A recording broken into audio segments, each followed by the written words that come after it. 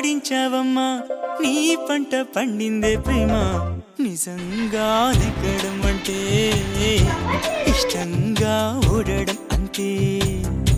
ఆ మాటే అంటే ఈ చిన్నారి నమ్మదేంటమ్మా నిజంగా నెగ్గడం అంటే ఇష్టంగా ఓడడం అంతే ఆడించి అష్టాచమ్మ ఆడించావమ్మా నీ పంట పండిందే ప్రేమ నిజంగా నెగ్గడం అంటే ఇష్టంగా ఓడడం అంతే ఆ మాట అంటే ఈ చిన్నారి నమ్మదంటమ్మా నిజంగా నెగ్గడం అంటే